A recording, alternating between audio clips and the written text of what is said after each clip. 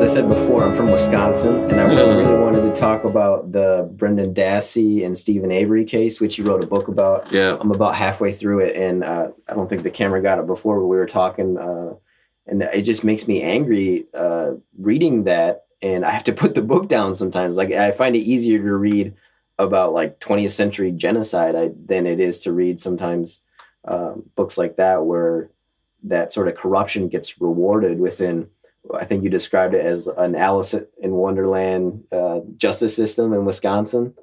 And could you briefly explain that? Because it's a very long story, and you have many videos on that on your YouTube channel, so people can go and check those out. But basically, these two men got wrongly convicted, coerced, confession, and one of them was actually legally a child at the time, 16-year-old Brendan Dassey. It's heartbreaking when you watch Making a Murderer to see how these guys were set up and the extent of the corruption. And I've been ranting and raving about that for 10 years prior to that being aired. So I was like, thank goodness for Netflix. Now, recognition. You might think that that was an extrapolation. That was just one case of these people, these corrupt people doing this. But now, thanks to Netflix, we've got the Central Park 5. We've got the West Memphis 3.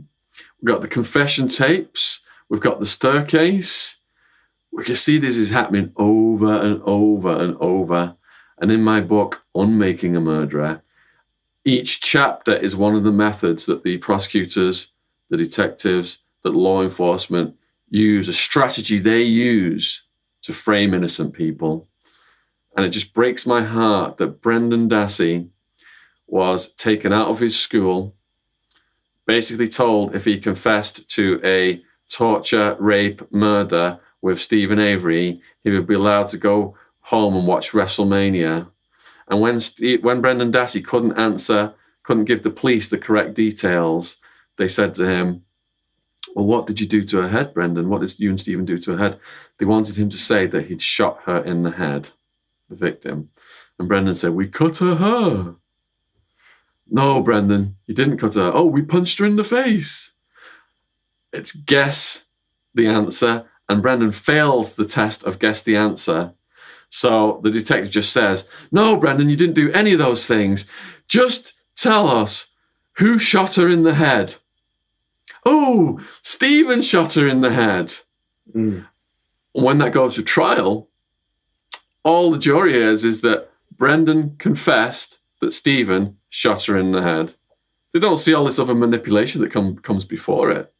This is how sick these people are to kidnap a child from school, mislead them into thinking that they're going to be able to go home to watch WrestleMania and confess to this heinous crime while an actual rapist, murderer, torturer is still out there. And he's also, from what I understand, mentally challenged. Is that true? His IQ, I believe Brendan Dassey's was in the 70s.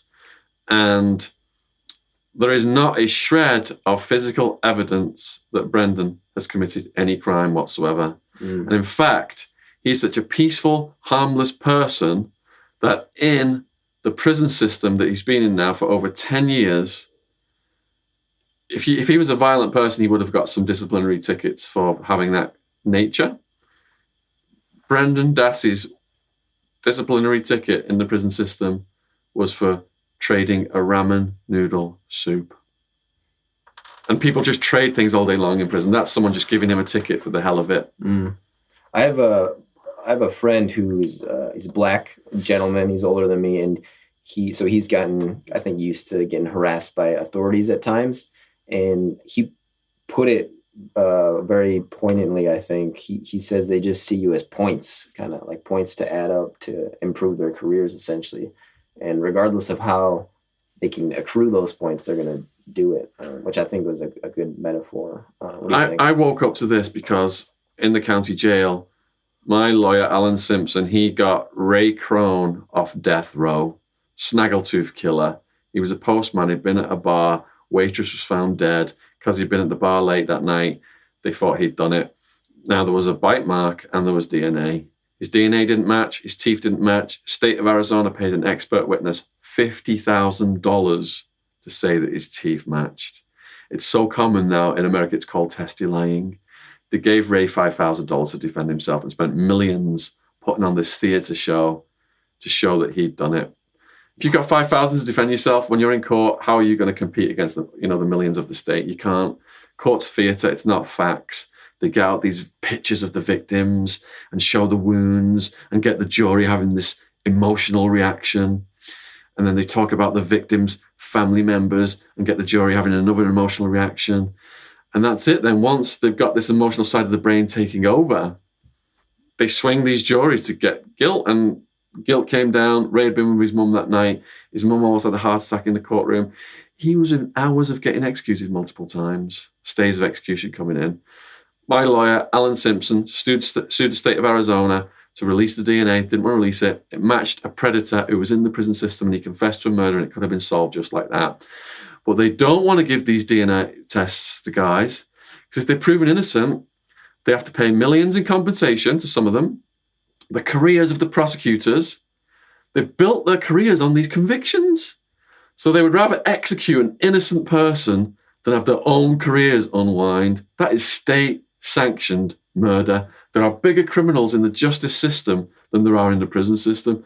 And the other reason they don't want an innocent person to be released is because they've gone to the victims, family members, and assured them we have got the right person. We've got the murderer. This person has been brought to justice. And once you've looked into a victim's family member's eyes and told them that, how do you think then it would feel to go back and say we had the wrong person? It's all about ego and egg on the face. So they would rather not pay these guys DNA tests and execute innocent people than have those consequences arise. They want to save face rather than save face, save money, and protect their careers. Because a lot of them end up running for political office